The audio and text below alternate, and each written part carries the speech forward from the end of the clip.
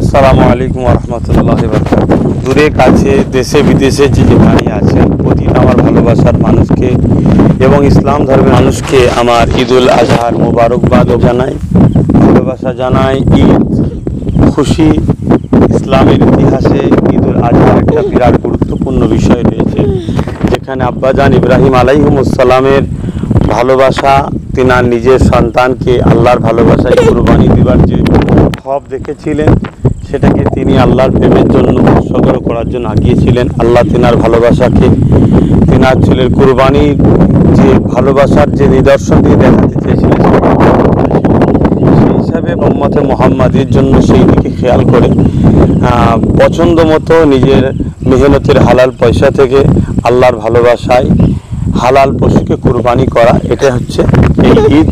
কুরবানি আল্লাহর খুশির জন্য সেই জায়গাতে চেষ্টা করবেন যাতে করে লোক দেখানো না হয়, আল্লাহর খুশির জন্য করবেন, রেশারেশি যেন না হয়। এবং ওই কুরবানি যেটা সিন্নি যেটা হয় তাবারু, সেটা ভালো প্যাকেট করবেন আত্মীয় স্বজন গরিব মিসকিনকে দিবার জন্য।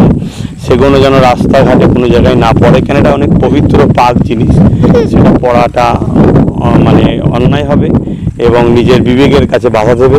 পাশাপাশি এটাও বলবো, যখন আপনারা বাইকে করে কোনো অতিথির বাড়ি আত্মীয়র বাড়ি যাবেন, সেই জায়গায় যাতে রাস্তাঘাটে পড়ে না যায় সেদিকে খেয়াল রাখবেন। এবং আপনারাও বাইক আস্তে সুস্থে চালাবেন, বেশি জোরে চালাবেন না, কেন অনেকে আপনার অপেক্ষায় রয়েছে, তো সেই দিকটা খেয়াল রাখবেন। দেখা যায় আমাদের অনেক ভাইরা খুব স্পিডে বাইক চালায়, সেখানে অঘটন ঘটে যায়, এগুলো যেন না হয়।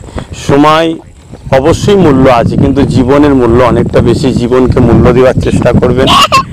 আরও বিষয় আছে, যে কোনো শরিয়াত সম্মত মশলা মশাইলের ব্যাপার, যেগুলো অবশ্যই আমরা যারা দিন ইসলামের অনুসারী মানুষ তারা জানি, সেগুলোকে পালন করবেন। আমি আরও একবার বলি, পরিষ্কার পরিচ্ছন্নতা ইসলামের একটা ইমানের একটা অঙ্গ, পরিষ্কার পরিচ্ছন্নতা বজায় রাখবেন।